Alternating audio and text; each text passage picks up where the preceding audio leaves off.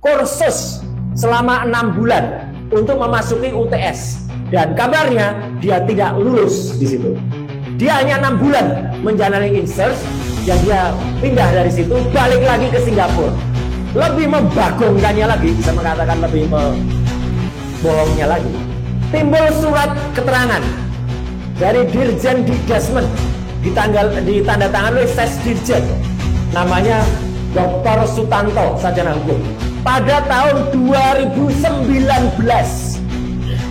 Saya ulangi, tahun 2019. Surat ini melegalisirkan atau katakanlah mengesahkan ijazah dari UTS. Assalamualaikum warahmatullahi wabarakatuh.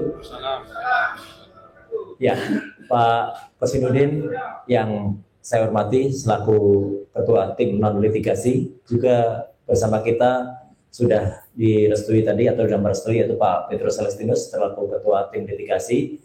Sahabat-sahabat lawyer yang saya hormati dan sangat luar biasa dalam memperjuangkan nasib kita semuanya, Pak Rizal Fadilah yang tadi sudah juga menyampaikan paparannya dan ajakannya. Saya ingin menambahkan beberapa poin dan insya Allah tidak akan mengulangi apa yang sudah disampaikan dengan sangat benar oleh Pak Ahmad Kosinudin dan juga oleh Pak Rizal Fadilah.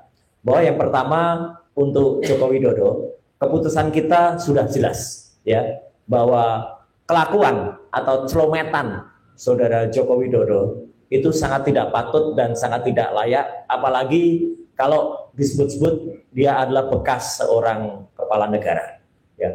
Kepala negara tidak boleh celometan, kepala negara tidak boleh ngomong seenaknya.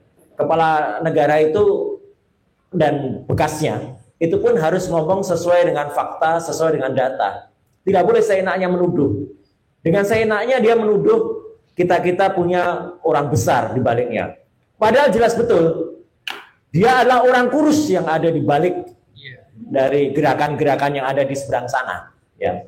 Gitu. Jadi ada orang-orang yang kemudian masih berkelindang sampai tadi yang disebut seorang Sylvester Matutina yang nanti besok lusa akan munculkan satu gerakan yang sangat tegas terhadap Sylvester. Itu jelas karena ada orang kurus di belakang Sylvester, ada orang congkring di belakang dia yang kemudian terus melakukan upaya-upayanya. Bahkan sampai dengan hari ini, sampai dengan beberapa menit yang lalu, kalau kita lihat perombakan kabinet yang dilakukan oleh Pak Prabowo Subianto, masih tampak jelas bau-baunya, ya. Masih ada orang-orang bekas dia itu yang bercokol dan menduduki posisi yang lumayan tinggi, termasuk salah satunya adalah kepala KSP, ya. Itu sangat-sangat apa ya, menurut kami ya melukai hati masyarakat, ya. Atau kami sangat menyayangkan orang-orang seperti itu masih dipakai gitu loh oleh pemerintahan Pak Prabowo. Tapi itulah hak prerogatif presiden dan kami tetap mendukung Pak Prabowo asal apa? Asal tetap lurus, asal tetap concern sebagaimana tadi disampaikan Pak Rizal Fadilah juga dan juga Pak Kosinudin, agar terus juga mensetujui dan membersamai kami.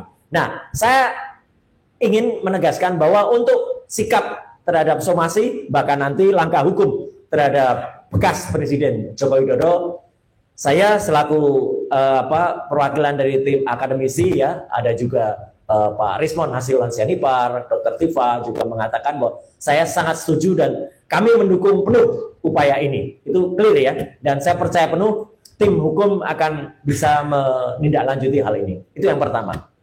Yang kedua adalah soal Gibran Raka Buming Raka. Jelas betul sikap kita adalah kita mendukung upaya yang saat ini tengah dijalankan oleh Pak Subhan, sarjana hukum Pengadilan Negeri Jakarta Pusat, yang melakukan gugatan perdata terhadap riwayat sekolah dari Gibran Raka Buming Raka.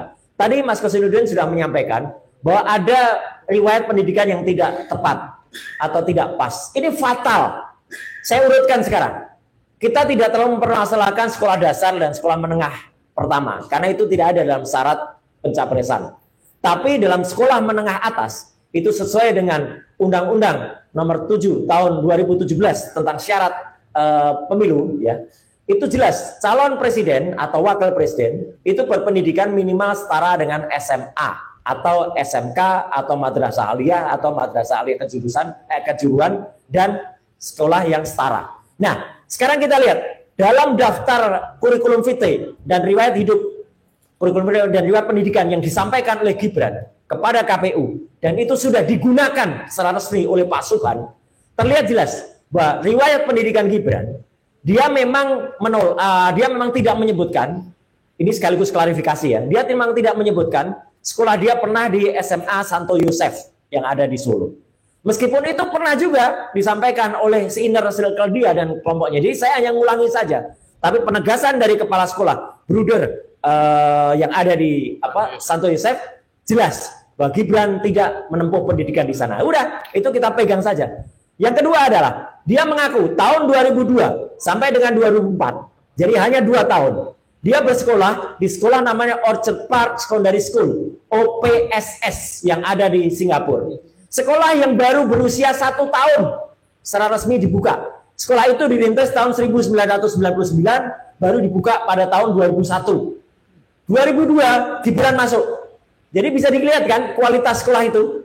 Sekolah yang belum meluluskan, tiba-tiba Gibran masuk ke sana hanya selama 2 tahun.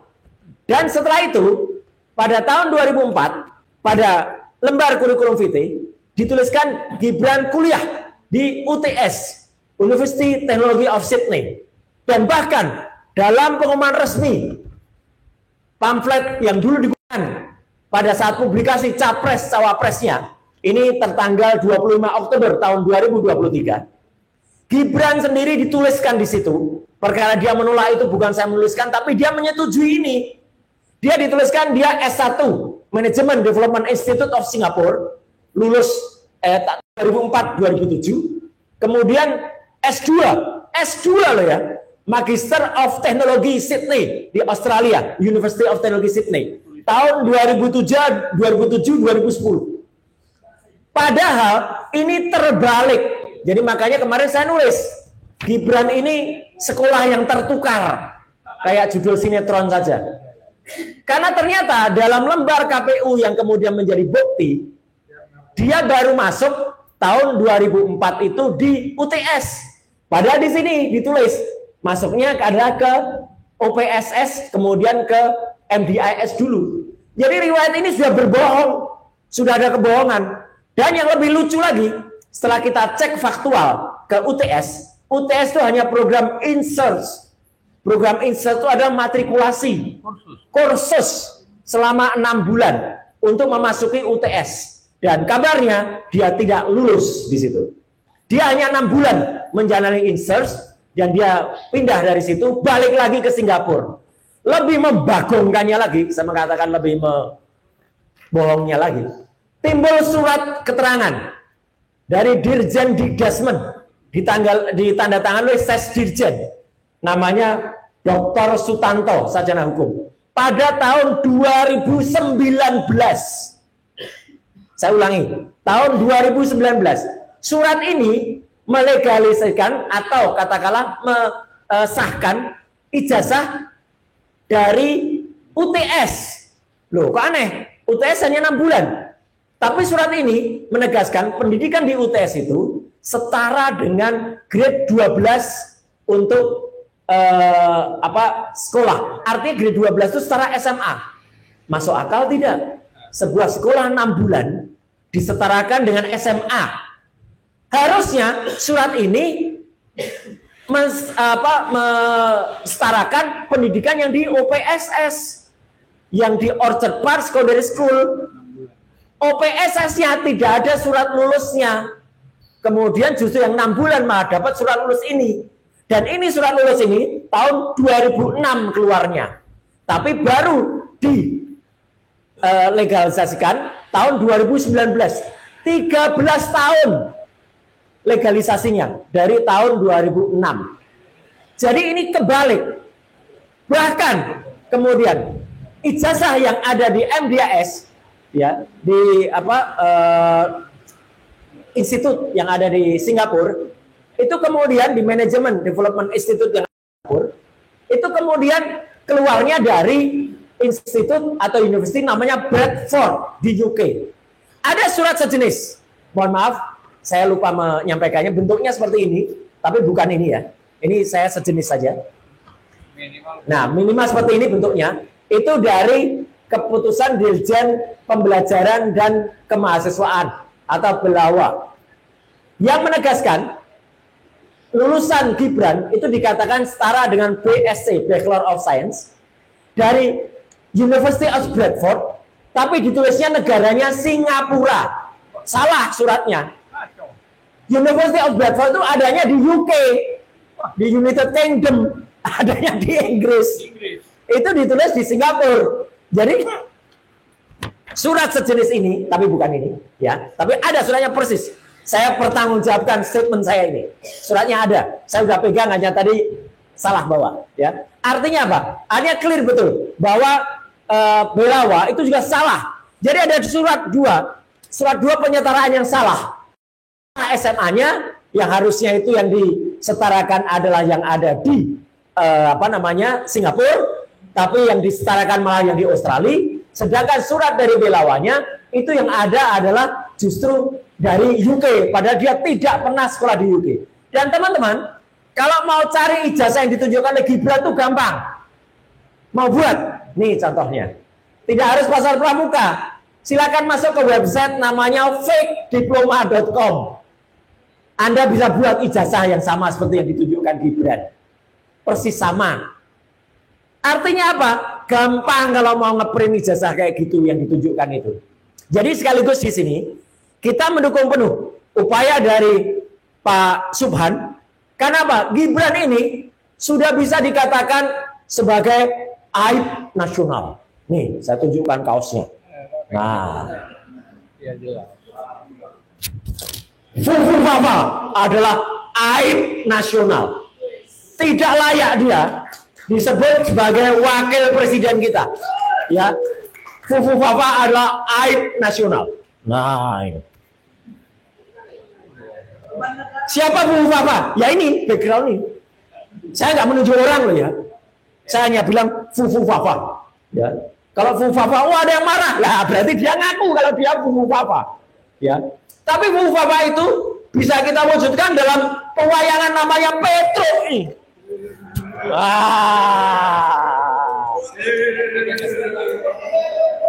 Wayangnya sudah keluar. Bumi gonjang-ganjing. Bumi makin gonjang-ganjing. Karena Petro malah menuduh ada orang besar di baliknya. Padahal yang ada tuh gajah besar di balik mereka. Apakah gajah? Gajah itu nggak punya ijazah. Dan banyak ternak-ternaknya. Nih contoh ternaknya. Ya, jadi Petro ini bersembunyi di balik ternak-ternaknya, bersembunyi di balik gajah. Orang menuduh gajah, kok kita yang dituduh? Bumi gonjang-ganjing, tancap kayak dialah yang sebenarnya ada orang kurus di baliknya. Terima kasih. Wassalamualaikum warahmatullahi wabarakatuh.